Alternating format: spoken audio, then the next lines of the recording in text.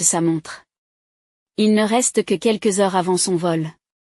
Elle avait déjà tout préparé pour son retour dans sa maison familiale de la banlieue de Chicago. Elle prend le dernier portefeuille Hermès posé sur son bureau et en examine attentivement tous les détails. La précision des coutures, la texture du cuir, l'emplacement du logo, tout était parfait. Excellent travail, il s'agit bien d'un porte-monnaie authentique. Elle sourit de satisfaction et signe le certificat d'authentification. En tant qu'authentificatrice principale de l'International Luxury Brand Authentication Association, la signature d'Olivia était reconnue comme une certification valable dans le monde entier. Son talent était extraordinaire. Elle pouvait repérer instantanément la moindre irrégularité dans les coutures ou les différences subtiles dans les matériaux. Cette capacité lui avait valu une renommée internationale et un revenu stable et élevé. Pourtant, dans sa maison familiale de la banlieue de Chicago, personne n'appréciait l'éclat de sa carrière. Son téléphone sonna et une maman s'afficha sur l'écran. Olivia soupire et répond, « Olivia, à quelle heure est ton vol? Catherine arrive cet après-midi. » Tu te souviens de son nouveau petit ami? Jeremy Winston III de la bijouterie Winston. Il arrive aussi. La voix excitée d'Eleanor Payne résonna dans l'oreille d'Olivia. La fierté et l'attente dans la voix de sa mère n'apparaissaient que lorsqu'elle parlait de sa sœur Catherine. Oui, je me souviens. Mon vol est à 18h. J'arriverai demain matin. Ne pourriez-vous pas prendre un vol plus tôt? J'organise un dîner spécial pour Catherine. Je veux que tu y sois aussi. Olivia ferme tranquillement les yeux. J'ai du travail. J'y serai là dès que possible. Je n'arrive pas à croire qu'elle ait autant de succès.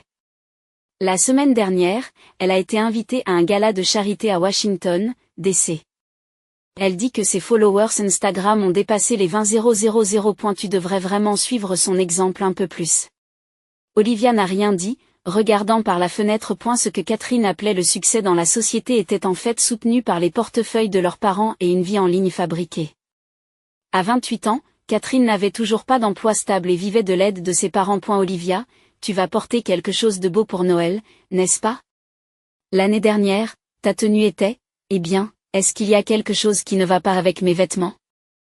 Je pense juste que tu pourrais t'habiller un peu plus. Les amis de Catherine sont tous très sophistiqués. Nous devons aussi être présentables. Je viendrai comme je suis. Si cela ne te convient pas, je peux rester à l'hôtel. Sa mère soupire à l'autre bout du fil. Tu es toujours aussi têtu. De toute façon, nous t'attendrons demain. Après avoir raccroché, Olivia s'enfonça dans son fauteuil d'un air fatigué. Ses relations avec sa famille ont toujours été compliquées. Ayant grandi dans un foyer de la classe moyenne de la banlieue de Chicago, Olivia avait acquis des habitudes de vie modestes et des valeurs pratiques. En revanche, sa mère Eleanor et sa sœur Catherine étaient obsédées par le glamour superficiel et le statut social. Les vêtements simples et le comportement réservé d'Olivia n'ont jamais été qualifiés de simples par sa famille. Ils n'avaient qu'une vague idée de son travail, qui consistait à regarder des antiquités ou autre chose. Ils ne savaient pas qu'Olivia occupait un poste de direction dans une agence d'authentification internationale et qu'elle gagnait un salaire à 6 chiffres. Félicitations, Olivia. En se retournant, elle aperçoit son collègue James Morrison. Il s'approche de son bureau avec un sourire chaleureux. La prime pour la découverte de la contrefaçon de Louis Vuitton est arrivée. C'est une belle réussite. C'est de cela que vous allez vous vanter auprès de votre famille? Olivia émet un petit rire. Ma famille ne comprend pas vraiment ce que je fais. Il n'y a pas de quoi se vanter. James a levé un sourcil avec curiosité. Vous plaisantez, n'est-ce pas? Vous êtes l'un des authentificateurs les plus fiables du secteur. Le réseau de contrefaçon de Milan a été démantelé grâce à vous. Votre famille devrait être fière. Leurs valeurs sont différentes. Pour ma mère et ma sœur, le succès est synonyme de vie luxueuse et d'attention dans les cercles sociaux. Alors pourquoi ne pas leur dire votre salaire? James a fait un clin d'œil. Olivia secoue la tête. Je ne veux pas parler d'argent. Je veux juste qu'ils comprennent mes valeurs. Alors qu'Olivia ramassait sa valise et se préparait à quitter le bureau, elle pensa à la prime qu'elle avait reçue pour sa récente grande réussite. Elle était financièrement très à l'aise, mais cela ne changeait rien à son mode de vie modeste. Pour Olivia, le vrai luxe ne réside pas dans les biens matériels, mais dans l'utilisation de ses talents et dans une vie honnête. Elle choisit un pull en cachemire blanc et un pantalon noir simple et les met dans sa valise. Ce n'était pas la tenue tapa accent grave l'œil à laquelle sa famille s'attendait, mais elle avait l'élégance caractéristique d'Olivia. En attendant le taxi, Olivia respire profondément pour se préparer au jour à venir à Chicago. Les vantardises de Catherine. Le regard critique de sa mère, leur incompréhension face à sa carrière, tout était prévisible. Pourtant, Noël est l'occasion de passer du temps en famille. Lorsqu'elle sonne à la porte de la maison familiale, elle entend la voix enjouée de Catherine. « J'arrive. » La porte s'ouvre et laisse apparaître sa sœur parfaitement coiffée. Enfin arrivée, Catherine serra sa sœur dans ses bras. Parée de bijoux luxueux et d'une robe de créateur, elle avait l'air de se rendre à une fête. « Regardez mon nouveau sac Chanel. Un cadeau de Noël anticipé de Jérémy. » Olivia sourit. Son œil expert a immédiatement reconnu l'authenticité du sac. « Il est magnifique, » répondit-elle doucement. En entrant dans le salon, elle trouva sa mère Eleanor debout dans une robe de fête élaborée. « Olivia, tu es enfin arrivée, » dit-elle en regardant Olivia de haut en bas, fronçant légèrement les sourcils devant la simplicité de sa tenue. « Comment s'est passé ton voyage ? » « Très bien, maman. Pas de problème, » répondit Olivia calmement, en lui offrant un petit paquet cadeau. Eleanor prit le paquet, sentant son léger poids. « Des chocolats de Chicago ?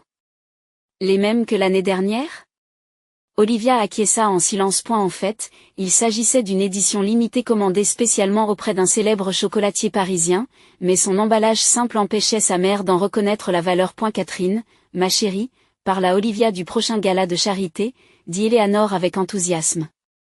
Catherine commença joyeusement à parler d'événements mondains, de rencontres avec des célébrités et de sa popularité sur Instagram. Olivia écoutait tranquillement, voyant bien que les histoires étaient manifestement exagérées. À l'extérieur de la fenêtre, la neige s'est mise à tomber silencieusement. Alors que l'atmosphère de Noël enveloppait la maison, Olivia décida de passer cette fête paisiblement, même si elle sentait les valeurs déformées de sa famille. La veille de Noël. Le salon de la famille Pain était chaleureusement éclairé par la cheminée et de nombreuses bougies. Un grand sapin de Noël trônait dans un coin de la pièce, richement décoré d'ornements étincelants et de lumières colorées. Sous l'arbre, des cadeaux de différentes tailles étaient empilés. Après le dîner, la famille Pain se réunit dans le salon.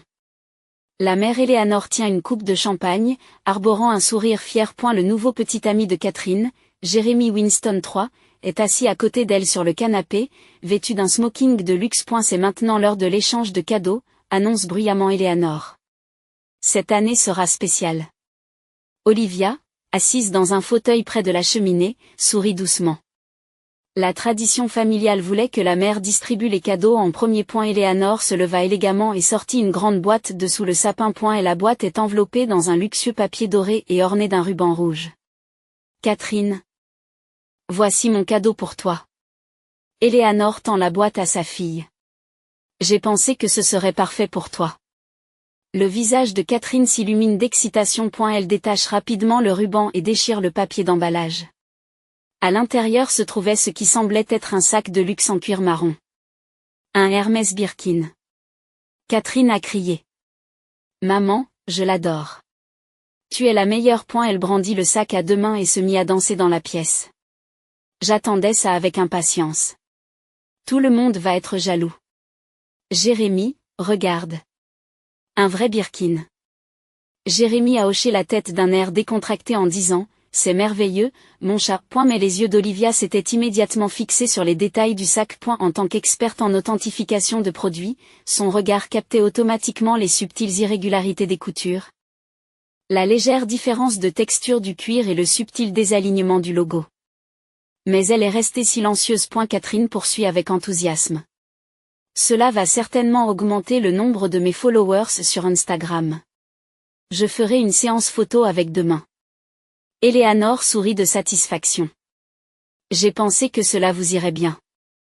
La reine de la société a besoin de ce genre de prestige. Maman, combien cela a-t-il coûté ? Demande Catherine avec curiosité. Eleanor fit un signe de la main pour éluder la question. Il ne faut pas demander le prix d'un cadeau de Noël. Mais maman l'a obtenu dans un magasin agréé grâce à un lien spécial. Olivia observe discrètement. Elle savait que l'affirmation de sa mère selon laquelle elle l'avait acheté dans un magasin agréé était un mensonge. Le sac était clairement un faux. Pour son œil d'experte, ce n'était qu'une imitation de niveau amateur. Cependant, ne voulant pas gâcher la joie de la famille, Olivia resta silencieuse. L'objet suivant qu'Eleanor prit fut un petit sac en papier. Un simple sac en papier brun entouré d'un ruban. « Olivia, voici ton cadeau », dit Eleanor avec une certaine hésitation. « J'ai pensé que cela te conviendrait. » La pièce est devenue silencieuse. Catherine était toujours en train de serrer son Birken dans ses bras, arborant un petit sourire. Olivia accepta poliment le sac en papier et dénoua le ruban. À l'intérieur se trouvait un tissu vert plié. Lorsqu'elle l'a déplié, il s'est avéré qu'il s'agissait d'un sac écologique gratuit d'un supermarché local. Le sac portait un logo Ecolife. C'est. Les mots manquent à Olivia. L'atmosphère de la pièce s'est figée un instant. Catherine laisse échapper un petit rire. Eleanor haussa les épaules et dit, « Les articles de luxe ne te conviennent pas, les choses pratiques ne sont-elles pas plus ton style ?» dit-elle en riant. « Tu es toujours soucieuse de l'environnement et c'est pratique pour faire les courses. » Catherine ajoute méchamment tout en serrant sa Birken, « Mais ce n'est pas comme si tu avais l'occasion de porter des sacs de luxe, n'est-ce pas? Tu ne fais que passer du travail à la maison. Les articles de marque ne te conviennent pas de toute façon. » Jérémie a montré une expression de gêne momentanée, mais n'a rien dit. Olivia prit lentement le sac écologique et en caressa le tissu avec ses doigts. Son expression ne révèle rien. Mais intérieurement, elle ressentait un mélange de tristesse et de colère en se demandant pourquoi sa mère et sa sœur la sous-estimaient à ce point. En tant qu'authentificatrice de marques de luxe internationales, elle manipulait chaque jour des articles valant des millions de dollars. Paradoxalement, un sac de luxe que sa sœur tenait fièrement était une contrefaçon de mauvaise qualité qu'elle pouvait identifier d'un seul coup d'œil. Merci, dit Olivia à voix basse. Puis elle a lentement levé les yeux et a regardé la Birken de Catherine. Puis elle sourit doucement. C'était un sourire doux, mais quelque chose d'autre était caché dans ses yeux. « Qu'est-ce qu'il y a ? Pourquoi regardes-tu mon sac comme ça ? Demande Catherine, un peu inquiète. « Rien, » répondit Olivia tranquillement. « C'est un joli sac. » Catherine rit, soulagée. « N'est-ce pas ? Imagine-toi te promener avec ça. Tout le monde va me regarder. » Olivia pose silencieusement le sac écologique sur ses genoux.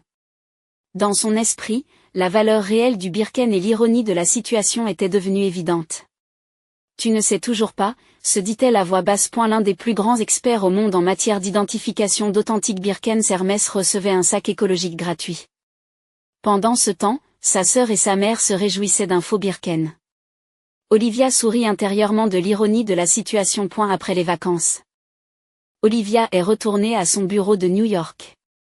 Le bureau de l'International Luxury Brand Authentication Association, situé au 14e étage d'un luxueux immeuble de verre, brillait dans la lumière du matin. Son bureau est déjà rempli de nouvelles demandes d'authentification. Welcome back, James Morrison s'est approché avec 2 tasses de café. Il en tend une à Olivia. Comment se sont passées vos vacances ? Olivia accepte le café avec un sourire reconnaissant. Merci. Et bien, c'était comme prévu. James s'assit sur la chaise à côté d'elle. Dis-m'en plus. Olivia poussa un profond soupir. Ma mère a offert un Birken Hermès à ma sœur. Et à moi, elle a offert un sac écologique du supermarché local. James haussa un instant un sourcil, incrédule. Vous plaisantez, n'est-ce pas ? Je ne plaisante pas, dit Olivia en secouant la tête. Mais ce n'est pas le plus gros problème. Les Birken de ma sœur étaient des fausses. Étaient une mauvaise en plus. Quoi ? S'exclama James. S'exclame James. Dit Olivia en buvant son café. Ma mère a prétendu l'avoir acheté dans un magasin agréé, mais elle a été clairement trompée. Elle a probablement payé le prix fort en pensant qu'il s'agissait d'une affaire spéciale. Jacques se leva de sa chaise et commença à arpenter la pièce, visiblement en colère. Pourquoi ne pas leur avoir dit la vérité ? Il ne s'agit pas seulement d'un faux. Il s'agit du fait qu'ils ne respectent pas ton expertise. Olivia a haussé les épaules. Ils ne me croiraient pas même si je leur disais. Et puis, en plus de quoi ? C'est difficile à dire, mais peut-être que je ne voulais pas les voir embarrassés, répondit Olivia à voix basse. Ma mère et ma sœur ont toujours accordé de l'importance aux apparences et au statut social. Et si elles savaient qu'on leur a vendu un faux, leur fierté serait brisée. Jacques hocha la tête en signe de compréhension, même s'il ne semblait pas encore tout à fait convaincu. Je comprends. Mais la vérité finira par éclater. Ces mots devinrent réalité plus tôt que James ne l'avait imaginé. 3 semaines plus tard, un après-midi de semaine, le téléphone du bureau d'Olivia sonna. L'écran affiche le nom de Catherine. Un contact de la part de sa sœur était inhabituel. Olivia répond avec une certaine appréhension. Catherine? Qu'est-ce qu'il y a? Olivia. Tu ne vas pas le croire. La voix excitée de Catherine éclate dans le combiné. J'ai mis le Birken aux enchères en ligne. Il y a déjà un peu de 80 000 $. Olivia s'est figée. Quoi? Tu vends le Birken? Bien sûr. Je veux un sac encore plus cher, répond Catherine avec enthousiasme. Si je vends ce Birken, je pourrais acheter un Birken plus luxueux en cuir de crocodile. Et la mère de Jérémy a un Birken en crocodile. J'en veux un aussi. Olivia se rendit compte de la terrible vérité. Sa sœur essayait involontairement de vendre une contrefaçon à un prix élevé. Ce qui pouvait potentiellement conduire à des accusations de fraude. Même si ce n'est pas intentionnel, vendre un faux article en le faisant passer pour authentique est contraire à la loi. Catherine, écoutez. Tu dois retirer cette annonce tout de suite, dit Olivia d'une voix sérieuse. Pourquoi? Le prix est si élevé. Il faut que je t'explique. Je viens à Chicago tout de suite, décida Olivia avec fermeté. Qu'est-ce que tu racontes? La vente aux enchères se termine demain. Je serai là avant. Ne fais rien, attends. Olivia explique à son patron qu'il s'agit d'une affaire familiale urgente et prend un vol pour Chicago dans l'après-midi. Elle arrive à la maison familiale à 20 h. Lorsqu'elle ouvre la porte, Catherine et sa mère Eleanor sont assises dans le salon, l'air inquiet. Qu'est-ce qui se passe? Pourquoi es-tu venue si vite? Demande Eleanor. Olivia pose sa valise et respire profondément. Catherine, où est le Birken? Catherine désigna d'un air perplexe le sac brun posé sur la table basse. Il est juste là. Quel est le problème? Il y a déjà 85 000 $. Olivia prend le sac et l'examine à nouveau attentivement. Son premier jugement était le bon. Il s'agit clairement d'un faux. En tant que professionnelle, elle avait une petite loupe dans sa poche. Elle la sort et examine plus en détail les coutures et la quincaillerie du sac. Qu'est-ce que tu fais? Demande Catherine, inquiète. Olivia pose tranquillement le sac et regarde sa famille. Ce Birken est un faux, dit-elle d'une voix douce. Qu'est-ce que tu racontes? S'écrie la mère Éléonore, dont le visage devient rouge. Je l'ai acheté dans un magasin agréé. Je l'ai payé 40 000 $. Vous vous êtes fait arnaquer, dit Olivia avec tristesse. Avec mon œil d'autenteur, c'est évident. Ces coutures, la qualité du cuir, le cachet à l'intérieur. Tout cela présente les caractéristiques d'une contrefaçon. Eleanor secoue vigoureusement la tête. Vous vous trompez.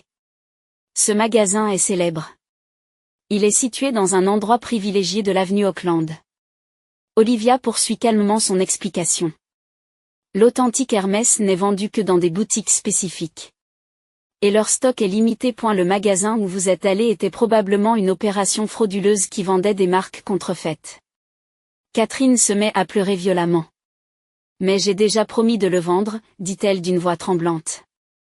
J'ai déjà été en contact avec l'enchérisseur. J'ai déjà reçu une partie de l'argent. Olivia a présenté la terrible vérité. Cela pourrait potentiellement constituer une fraude. Même si vous ne le saviez pas, vendre un faux comme étant authentique peut vous rendre légalement responsable.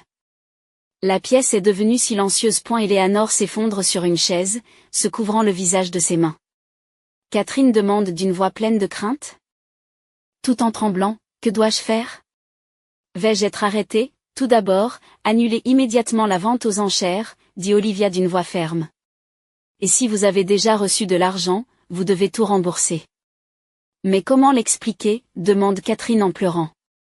Tout le monde pense que j'ai une vraie Birken. Je l'ai postée sur Instagram. Olivia est restée silencieuse pendant un moment, regardant autour d'elle. La famille était en proie à la panique. La mère Eleanor était choquée d'apprendre que ce qu'elle pensait être un magasin de luxe était en fait géré par des escrocs qui vendaient des contrefaçons. Catherine était terrifiée à l'idée d'avoir des ennuis judiciaires et de perdre sa réputation dans la société. Je m'en occupe, dit Olivia à voix basse. Laissez-moi faire. Le lendemain matin, Olivia avait ouvert son ordinateur portable sur la table du salon de la maison familiale, travaillant avec concentration. Catherine et mère Éléonore étaient assises autour d'elle. L'air anxieux. J'ai réussi, dit Olivia en tapotant une dernière fois sur le clavier et en soupirant. Voici le certificat d'authentification officiel. Il prouve que mère a été victime d'une fraude. Elle tourne l'écran vers sa famille. L'écran affichait un certificat d'authentification officiel portant l'entête de l'International Luxury Brand Authentication Association. Les caractéristiques des contrefaçons étaient expliquées à l'aide de photos détaillées et de termes techniques, avec la signature d'Olivia Payne et le sceau officiel au bas du certificat. Voici mon titre, a déclaré Olivia Payne en montrant le bas du certificat. Autenteur principal, Association internationale d'authentification des marques de luxe. Une qualification reconnue par les maisons de vente aux enchères et les compagnies d'assurance du monde entier. Sa mère et sa sœur affichent des expressions de surprise. Tu as fait un travail aussi important ? Demanda Eleanor avec incrédulité. Olivia rit doucement. Oui, maman. Je ne me contente pas de regarder des antiquités, je suis une spécialiste qui détermine l'authenticité d'objets de luxe valant des milliards de dollars par an. Catherine regarde sa sœur d'un œil nouveau. C'est donc pour cela que tu as su que ce Birkin était faux rien qu'en le regardant. Oui. Mais maintenant, nous ne parlons plus de mon travail, mais de la manière de résoudre votre problème, dit Olivia en changeant d'écran. J'ai préparé des documents prouvant que maman a été victime d'une fraude. J'ai déjà contacté la police et demandé une enquête sur ce magasin de contrefaçon. Je leur ai dit que notre association coopérerait, alors ils devraient prendre la chose au sérieux. Et la vente aux enchères, demande Catherine, inquiète. Je m'en suis déjà occupée, dit Olivia avec assurance. J'ai émis un avis avec mon certificat d'authentification disant que la vente aux enchères a été annulée car l'objet a été jugé contrefait par un expert. Conformément à la politique anti-contrefaçon du site de vente aux enchères, aucune pénalité ne sera appliquée à votre compte vendeur. Catherine s'enfonce dans son fauteuil, l'air soulagé. Catherine s'enfonce dans son fauteuil d'un air soulagé, vraiment ? Qu'en est-il de la responsabilité juridique ? Tout ira bien puisque vous avez réagi immédiatement après avoir pris connaissance des résultats de l'authentification. J'ai également précisé qu'il n'y avait pas eu de fraude intentionnelle, explique Olivia calmement. J'ai contacté les enchérisseurs individuellement par l'intermédiaire du site de vente aux enchères, vous n'avez donc pas besoin de vous excuser directement. Les larmes montent aux yeux d'Eleanor. 40 $. 000 en pure perte. Olivia pose une main sur l'épaule de sa mère. Pas nécessairement. Si vous avez des preuves de fraude, vous pourrez peut-être demander une indemnisation si l'enquête de police progresse. Ce magasin doit avoir d'autres victimes, l'affaire pourrait prendre de l'ampleur. Catherine fixait son smartphone avec un visage troublé. Mais qu'en est-il de mes followers sur Instagram ? Tout le monde attend mes posts sur les Birken. Mon image dans la société. Olivia fronça momentanément les sourcils, mais s'empressa d'appuyer sur la touche. Sa sœur ne semblait toujours pas avoir bien compris. Olivia a dit d'une voix sérieuse que la vraie valeur n'est pas une question d'apparence ou de marque. Ce qui compte, c'est ce que l'on est et ce que l'on peut faire. Mais tout le monde pense que j'ai des Birken. Et s'ils découvrent que c'est un faux, demande Olivia à voix basse. Que diraient tes amis de la société ? Catherine lève les yeux. La peur flottait dans ses yeux. Et elle est beaucoup plus important d'être soi-même que de donner une fausse impression. Olivia a poursuivi. Je ne travaille pas pour les likes sur Instagram. Je travaille pour faire la distinction entre le vrai et le faux, et pour protéger les gens de la fraude. Ces mots semblent provoquer un certain changement chez Catherine. Elle a posé son smartphone et a acquiescé en silence. Pendant ce temps, Eleanor était assise à la table de la cuisine, silencieuse depuis un moment. J'ai toujours eu tort. Murmure-t-elle soudain. Olivia et Catherine se tournent vers leur mère. Je me suis trop préoccupée des apparences et du statut social, et je n'ai pas su voir ce qui était vraiment important, poursuit Eleanor. Olivia, tu as des talents et des connaissances extraordinaires, mais je ne les ai pas reconnus. Olivia s'est assise à côté de sa mère et lui a tenu la main. Il suffit que tu le saches maintenant. Maman. Voulez-vous m'en dire plus sur votre carrière, demande Eleanor avec sincérité. Olivia sourit. Depuis des années, c'était la première fois que sa famille s'intéressait à son travail. Elle commença à parler de sa spécialité, de son rôle au sein de l'Agence internationale d'authentification et du fait que son revenu annuel dépassait de loin ce que sa famille pouvait imaginer. Catherine l'écoute avec une expression de surprise. Vous gagnez autant? Mais vous portez toujours des vêtements simples et vous ne vivez pas somptueusement. C'est mon choix, répond Olivia. Pour moi, le luxe, c'est vivre selon mes propres valeurs. Je n'ai pas besoin de me parer de choses. Pour la première fois, Catherine manifeste un véritable respect à l'égard de sa sœur. Je me suis trompée. Je n'avais pas réalisé à quel point tu étais une personne extraordinaire. Mère Eleanor s'est également excusée en pleurant. Je n'ai pas su t'apprécier à ta juste valeur. Ce sac écologique était un très mauvais cadeau. N'est-ce pas? Olivia sourit doucement. Ce sac pourrait bien devenir le meilleur cadeau de ma vie. Parce qu'il m'a donné l'occasion de corriger les valeurs de notre famille. Tous les trois se sont regardés en silence, sentant que quelque chose avait commencé à changer. L'incident ironique du faux Birkin avait changé leur relation et leur avait appris ce qu'était la vraie valeur. Un an plus tard, c'est Noël. Le salon de la famille Pain est baigné d'une lumière chaude, comme l'année précédente. Cependant, l'atmosphère qui y régnait était nettement différente. Olivia se tenait devant la cheminée, sirotant un chocolat chaud tout en regardant le paysage enneigé à l'extérieur de la fenêtre. L'incident du faux Birkin de l'année dernière s'était développé au-delà des espérances. Grâce à la coopération d'Eleanor, la police avait démantelé un réseau de vente de marques contrefaites à grande échelle basé à Chicago. Le témoignage d'Eleanor avait été crucial et les fraudeurs avaient été condamnés. Olivia se retourne, Catherine est debout et souriante. Son apparence avait clairement changé par rapport à l'année précédente. Au lieu de porter des robes et des accessoires tapax s'endrave l'œil, elle portait une robe simple mais sophistiquée. Tout est prêt. Tout le monde attend l'échange de cadeaux. Au cours de l'année écoulée, Catherine avait beaucoup grandi. Grâce à l'introduction d'Olivia, elle avait commencé un stage dans une marque de mode de luxe, apprenant à connaître la conception des vêtements et l'artisanat qui les sous-tend. Sur son Instagram, elle mettait désormais l'accent sur l'artisanat et la mode durable plutôt que sur la vantardise superficielle. En entrant dans le salon, Eleanor l'a accueillie avec un sourire chaleureux. Sa mère aussi avait changé. Après avoir reçu une compensation de la part des fraudeurs, elle en avait donné la moitié à un fonds soutenant les femmes entrepreneurs. Maintenant, c'est l'heure de l'échange de cadeaux, dit gentiment Eleanor. Il n'y a plus aucune trace de l'attitude ostentatoire de l'année dernière. Cette année, aucun des cadeaux n'était tapax s'endrave l'œil. Au contraire, ils sont tous le reflet d'une attention et d'une considération particulière. Catherine a offert à Olivia un carnet de croquis fait à la main, relié à l'aide des techniques de conception qu'elle avait apprises lors de son stage. Pour dessiner ce que tu verras lors de ton prochain voyage à l'étranger, dit Catherine timidement. Eleanor a offert à Olivia une restauration numérique encadrée de vieilles photos de famille. Notre véritable trésor, a-t-elle déclaré.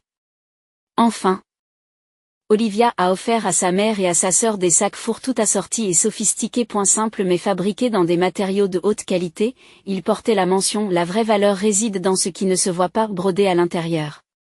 Il s'agit d'un sac écologique en édition limitée que j'ai contribué à concevoir, sourit Olivia. Il allie durabilité et praticité. Et la vraie valeur n'est pas dans les apparences, mais dans la fonctionnalité et la réflexion. Eleanor serre sa fille dans ses bras, profondément émue. J'ai encore tant à apprendre de toi. Dans les mains d'Olivia se trouvait le sac écologique qu'elle avait reçu l'année dernière. Symbole de la transformation de la famille, ce sac est devenu indispensable pour ses achats quotidiens. Grâce au faux Birken, nous avons trouvé notre vrai lien, dit Eleanor en souriant. Catherine serra sa sœur dans ses bras et murmura, maintenant? Je comprends la signification de ce sourire. Elle se souvient du sourire mystérieux qu'Olivia avait eu en regardant les fausses Birken à Noël dernier. Ce n'était pas du mépris ou de l'ironie, mais une douce certitude de voir le changement qui était sur le point de se produire. Le vrai luxe n'est pas une question de possession, mais de richesse du cœur, répondit Olivia à voix basse. À l'extérieur de la fenêtre, la neige continuait de tomber silencieusement. Le monde était recouvert de blanc, Comme si tout recommençait à zéro. Les 3 femmes de la famille Pain s'étaient libérées des valeurs matérialistes et avaient trouvé leur véritable lien. Et ce changement a commencé avec un seul sac écologique.